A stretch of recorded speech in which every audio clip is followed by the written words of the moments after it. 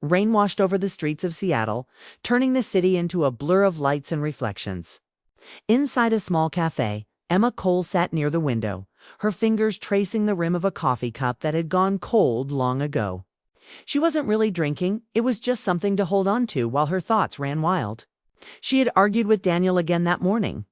He was her fiancé, the man she had planned to marry in a few months. But lately, their plans felt like an old picture beautiful ones. Now fading with time, the doorbell of the cafe jingled softly. Emma looked up, expecting another stranger rushing in to escape the rain. But then she froze. The man who walked in wasn't a stranger. It was Noah Reed, her college friend. The one who used to make her laugh on long study nights. The one who had quietly disappeared from her life years ago. She hadn't thought about him in so long, yet in that instant, it felt like no time had passed at all. "Emma?" Noah's voice carried warmth and surprise.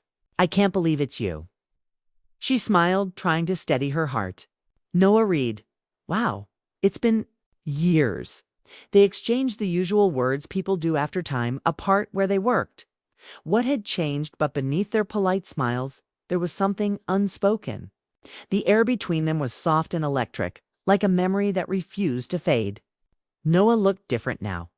He had the same gentle eyes. But there was a calm confidence in him that she hadn't seen before.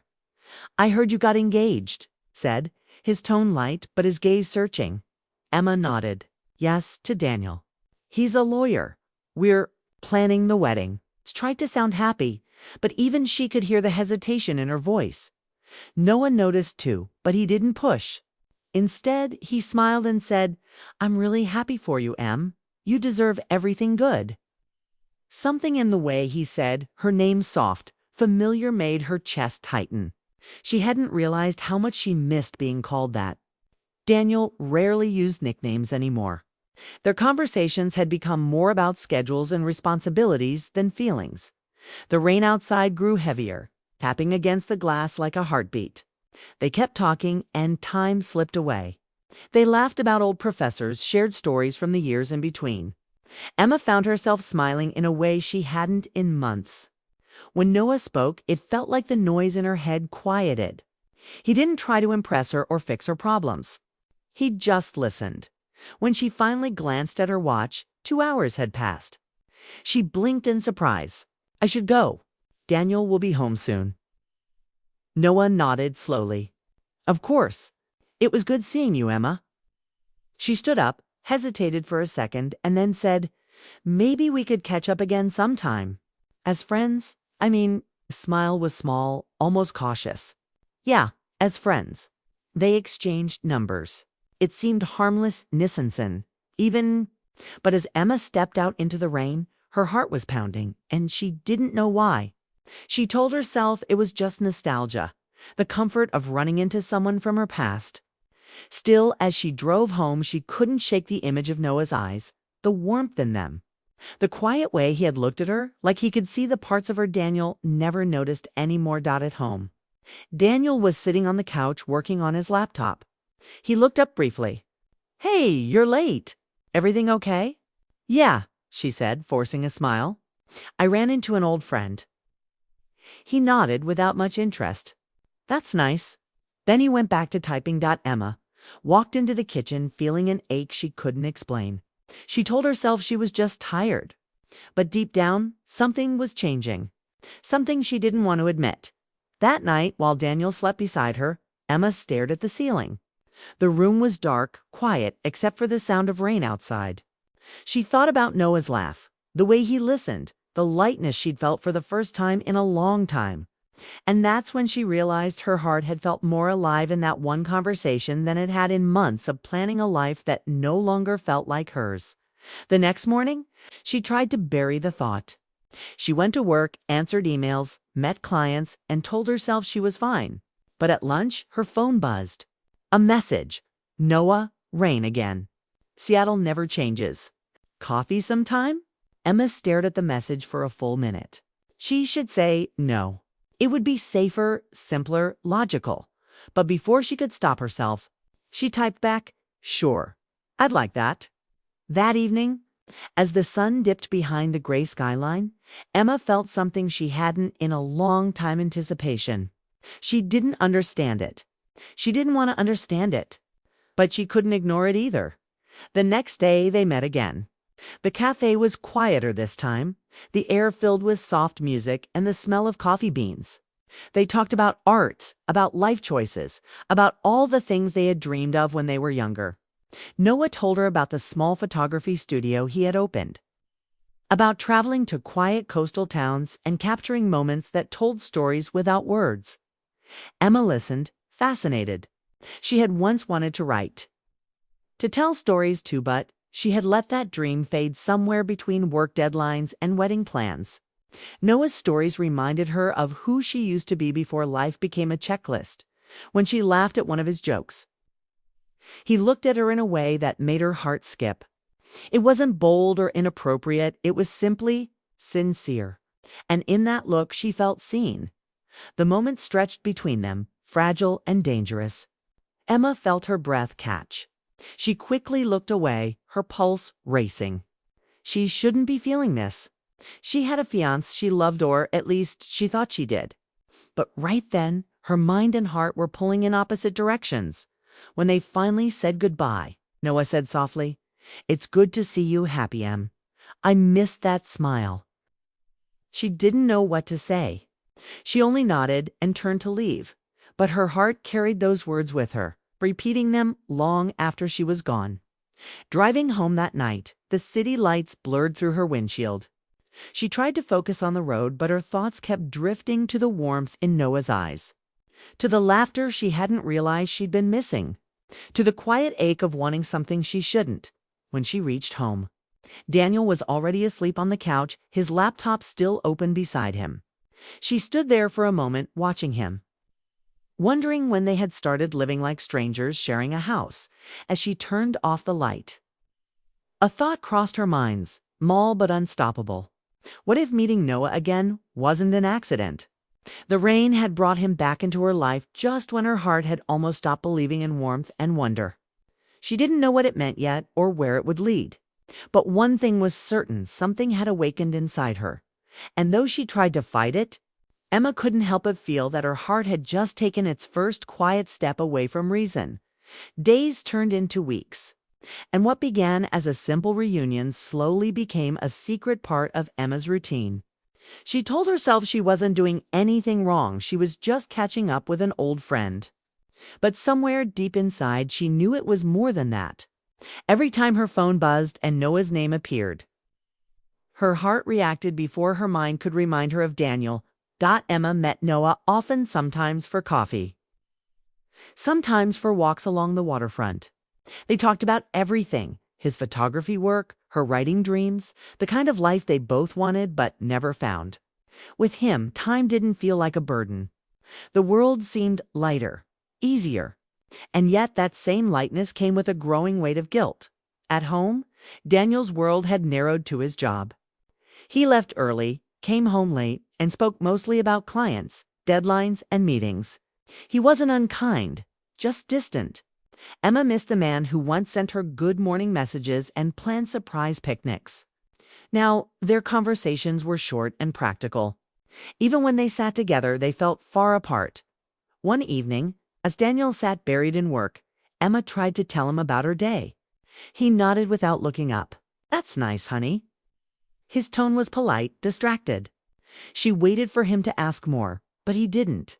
She quietly stood, walked to the balcony, and looked out at the city lights. Her chest ached, not because she wanted excitement, but because she wanted to feel seen again. Her phone buzzed.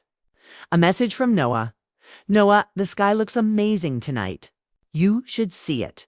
She hesitated for a moment, then typed back, "I see it. Same sky." And somehow that simple message felt more intimate than anything she'd shared with Daniel in weeks. The next afternoon, Emma met Noah at an art exhibit. It was raining again, soft and steady, as if the city itself wanted to keep their secret. Inside the gallery, everything was quiet except for the soft echo of footsteps. They moved slowly from one painting to another, talking in low voices. One painting caught her eye, a picture of two people standing apart, reaching for each other but never quite touching. "It's beautiful," she said. Noah nodded. "It's about timing," he said softly.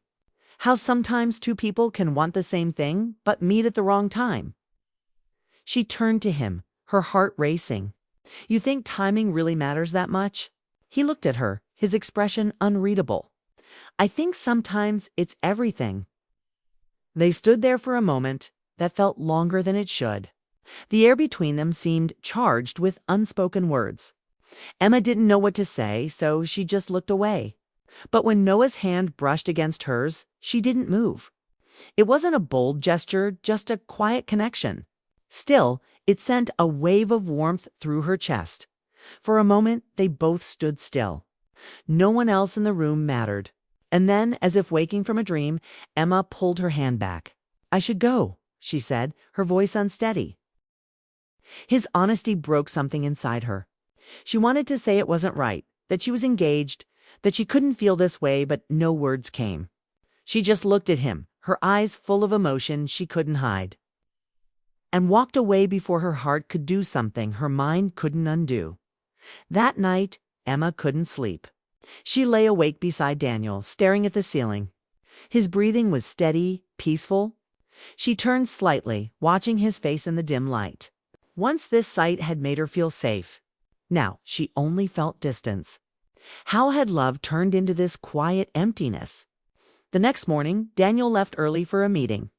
Emma sat at the kitchen table, staring at her phone. She wanted to message Noah, to explain, to draw a line. But the truth was, she didn't want to lose him. He made her feel alive in ways she hadn't felt in years. And that scared her. Later that week, Daniel invited her to dinner. "We should spend some time together," he said, almost out of obligation. They went to a quiet restaurant, but the conversation was forced. He talked about work. She tried to listen. But when he smiled at her, it felt rehearsed. There was no warmth, no spark. Halfway through the meal, Emma realized Noah hadn't left her mind once. She tried to focus on Daniel, to remember why she had fallen in love with him. But the more she tried, the harder it became.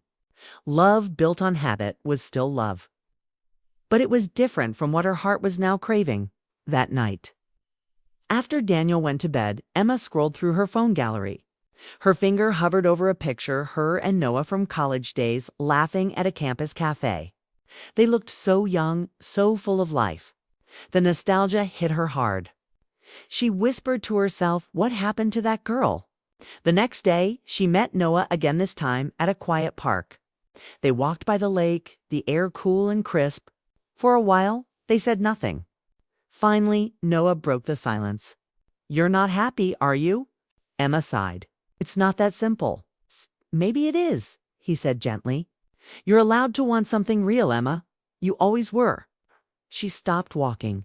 "I made a promise, Noah, to Daniel." "I can't just," he interrupted softly. "I'm not asking you to break anything. I just don't want you to forget what your heart feels like when it's alive." Tears filled her eyes before she could stop them. He reached out instinctively, brushing a tear from her cheek. It was a small gesture, but it held more tenderness than anything she'd felt in months. "I should go," she said, her voice trembling. "Okay," he whispered. "But just remember, sometimes the hardest truth is the one your heart already knows." As she walked away, Emma's chest felt heavy. She knew he was right, but she also knew she wasn't ready to face it. When she reached home, Daniel was waiting with takeout. "Thought we could have dinner together?" he said, trying to smile. For a brief second, Emma saw the man she had once loved, the man who used to make her laugh for no reason. She wanted to reach out to rebuild what was breaking. But her heart didn't move. It just stayed still, caught between two worlds, one safe and familiar, the other uncertain but full of life, that night. As rain tapped softly against the window again, Emma realized how fragile her life had become. She was living two stories, one that made sense and one that made her feel, and the longer she tried to choose between them, the more she feared losing both for the first time. She understood the real danger wasn't falling for Noah. It was forgetting who she was before she stopped listening to her own heart. Autumn came quietly, painting Seattle in shades of gold and gray. Emma's life looked the same from the outside, same apartment, same job, same fiance, but inside, everything was changing. The secret storm she carried grew heavier each day. She didn't cross any lines, yet her heart had already wandered too far. The guilt lived with her like a shadow, following her even in moments of silence. Daniel noticed the difference. He wasn't blind, just tired. Their dinners were quieter now, their conversations shorter. Sometimes he watched her from across the table, his expression unreadable. One evening, as she cleared the dishes, he finally spoke. "You've been distant lately," he said softly. "Is there something you're not telling me?" Emma froze, her hands still wet from washing a plate. "No, I've just been busy," she replied too quickly. He didn't argue, but his eyes lingered on her longer than usual. "Busy," he repeated, as if testing the word. Then he nodded slowly. All right. That night, Emma lay awake, her heart pounding with unease. She turned to look at Daniel sleeping beside her. He looked peaceful, maybe even sad. She reached out to touch his hand, but stopped midway.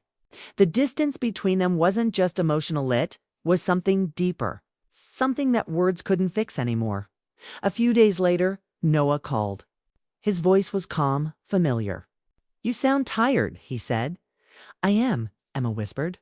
"Everything feels heavy lately. Then maybe you need some air. Come down to the lake. You used to say that place clears your head." She hesitated, but the truth was she needed to breathe again. That afternoon, she drove there. The sky was pale and the water still. Noah was waiting by his car, camera in hand. He looked at her and smiled, and for a moment, the weight in her chest eased. "I shouldn't be here," she said as she walked toward him. "Then why did you come?" he asked softly. Emma looked away. "Because it feels like the only place I can think." They walked in silence along the water's edge. The sound of the waves filled the spaces between their words.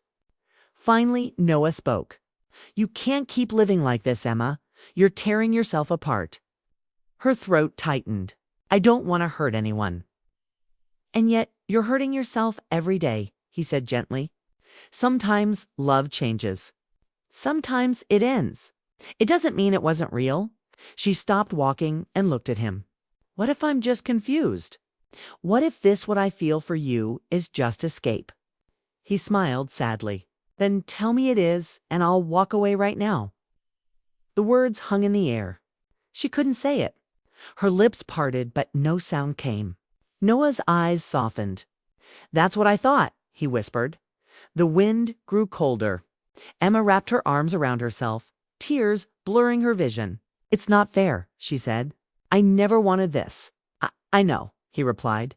"But sometimes the heart doesn't ask for permission. It just happens." They stood there for a long time, neither moving.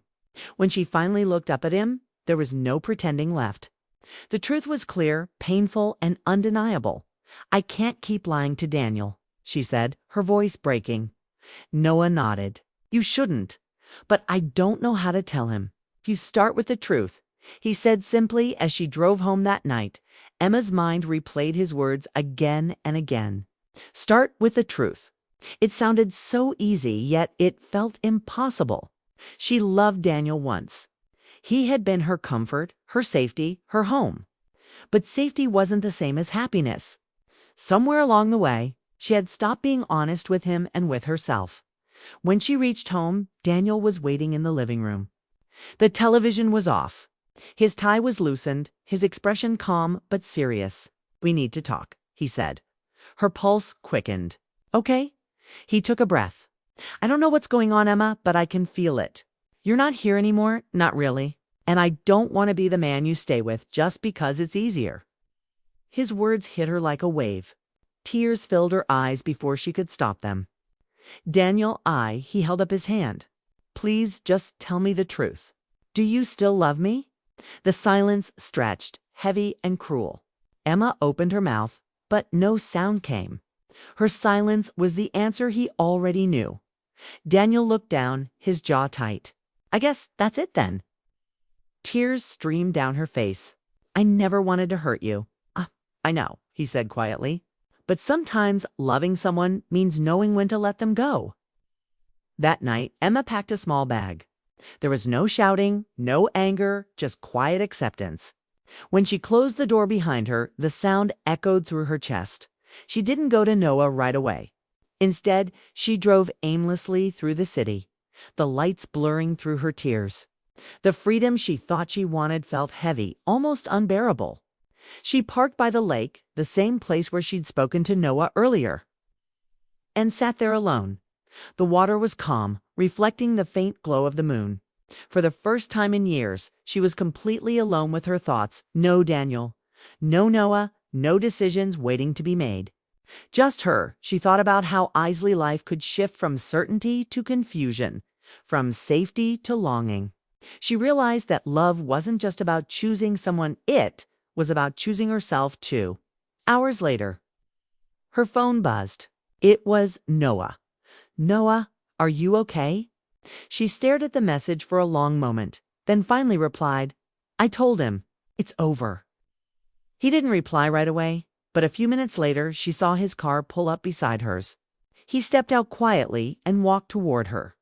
She didn't move, didn't speak. When he reached her, he didn't try to hold her or say something grand. He just sat next to her, silent, their shoulders barely touching. After a while, Kay said softly, you did the hardest thing. You were honest. Emma wiped her eyes. Then why does it still hurt so much? Because truth doesn't erase pain, Noah said. It just clears the way for healing. The simplicity of his words comforted her more than anything else could. They sat there until dawn, watching the sky lighten. The sun rose slowly, turning the lake gold. For the first time in months, Emma didn't feel trapped. She still didn't know what the future held, but she felt lighter. She turned to Noah. I don't know what happens next. He smiled gently. You don't have to. Just breathe. One day at a time. As the first light touched her face, Emma realized that this was the real cost of love, not the heartbreak. Not the loss, but the courage it took to listen to her own heart, even when it broke her world apart. And though part of her still ached for what she left behind, another part, quiet and new, was finally beginning to heal. Weeks passed after Emma left Daniel. The silence of her new apartment was both strange and peaceful. Some mornings she woke up feeling free. Other mornings she felt the weight of everything she had lost. She missed the comfort of routine, the sound of another person moving around the house, the small talk over breakfast, but she also knew she couldn't go back. What was broken couldn't be repaired by pretending. For the first time in a long while, her life was her own. Emma focused on rebuilding piece by piece. She poured her energy into work, joined a small writing group, and started journaling again. It wasn't easy. There were nights when loneliness sat beside her like an old friend. She would make tea, stare out the window, and wonder if she had made the right choice. But even in those moments of doubt, something inside her stayed committed because she knew she had been honest. She didn't see Noah for a while. After that night by the lake, they had both decided to give each other space. They needed time to understand what they truly wanted. Noah sent a few messages, short, thoughtful ones. Hope you're sleeping better. The leaves are turning early this year. You'll love it. They were small reminders that he was still there, quietly waiting without pressure or expectation. One Saturday morning, Emma woke early and decided to visit the farmer's market downtown. It was sunny, the first clear day in weeks. She walked through the rows of flowers, fruits, and hand-painted signs, feeling a lightness she hadn't felt in months. Then, through the crowd, she saw him. Noah stood near a coffee stall, camera around his neck, talking to a vendor. When their eyes met, they both froze for a second, then smiled. Emma, he said, his voice warm. You look peaceful. I'm getting there, she said honestly. They walked together through the market, just like old times. It wasn't awkward or forced. Everything felt easy, natural. He told her about a new photography project, portraits of ordinary people who'd chosen to start over.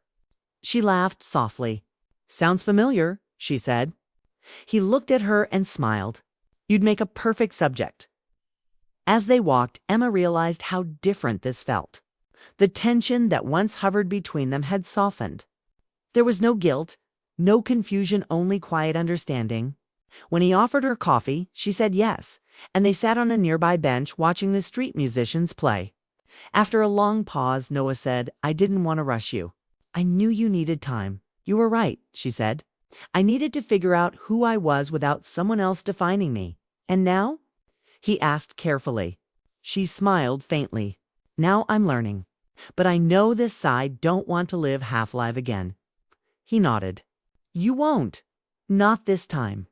For the first time, Emma saw her reflection in his eyes, not as someone torn or guilty, but as someone brave enough to begin again. Over the next few weeks, their connection grew naturally. They didn't talk about love or future plans.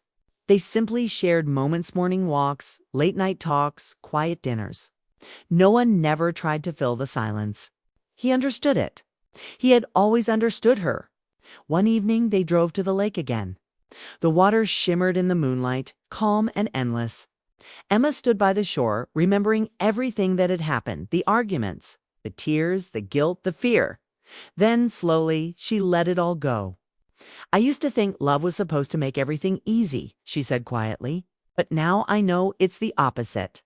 Real love asks you to face yourself first." Noah stepped beside her, his voice low. "And did you find what you were looking for?" She smiled softly. "Not everything, but I found peace. And maybe that's enough for now." He didn't reply. Instead, he reached for her hand, gently this time, no rush, no hesitation. Their fingers intertwined naturally, as if they'd been waiting for that simple connection all along. Emma didn't look at him. She didn't need to. The silence between them said more than words could. Later, as they sat on a wooden bench, Noah asked, "Do you ever think about what would have happened if we'd met at a different time?" Emma thought for a moment. "I used to," she admitted. "But maybe we met exactly when we were supposed to. Maybe I needed to lose myself to really find what mattered." The breeze picked up, carrying the faint scent of pine and water. For the first time, Emma didn't feel torn between the past and the present. She wasn't chasing what had been or fearing what could be. She was simply there in the moment, alive, honest. When they finally left the lake, Noah walked her to her car. He didn't make promises or declarations. He just said, "Whatever happens next, I'm here. Not to fix you, not to rescue you, just here." Emma felt tears sting her eyes, not from sadness, but gratitude. "That's all I need," she whispered.